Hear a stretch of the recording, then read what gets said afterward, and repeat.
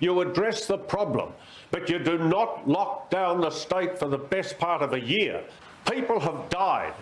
People are losing their income and their businesses. And unfortunately, many in the community say, well, isn't this wonderful? Because what we're doing is avoiding what's happening in Europe and in the US. But we're not in Europe. We're not in the US. Victoria should be comparing itself with New South Wales, Queensland, Tasmania, Western Australia, etc.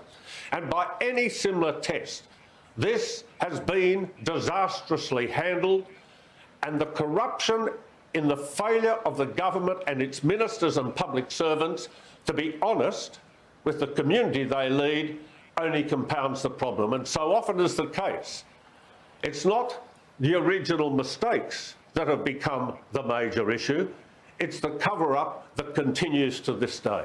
Jeff, I don't make excuses for the Victorian Premier. I've slammed him over the contact tracing problems. I think I probably agree with a lot of your concerns, and I can understand the anger from a lot of Victorians. But I'm not sure that the inflated rhetoric about communism and all of these sort of things helps people who are on the fence just wondering what should happen. Well, Peter, how would you describe it? We're locked down. We've had curfews. We can't travel around our state.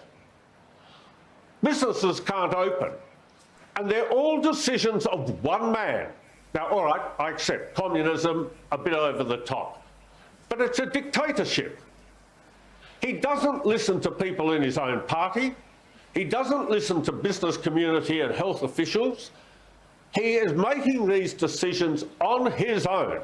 And I guess, Peter, all I'm saying is this can't go on without there being years of damage, both to the mental welfare of a lot of our community, but also to our economy. Now, all right, maybe I went over the top with communism, but this is a dictatorship.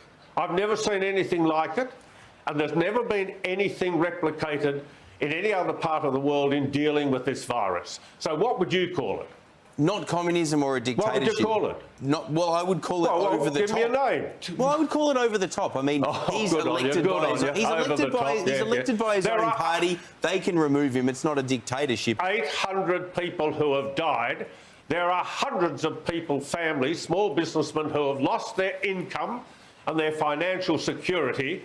And what did you describe it as? Over the top. Over the top. Well, you're very lucky because you've still got a job. Over the top. Well, you keep drawing your salary, my friend. You're very, very fortunate. But I tell you what, there's a lot of people here in Victoria who will never, ever recover from the way in which we've handled this virus. It should never have been about elimination. It should have always been about managing it, like you've done in New South Wales.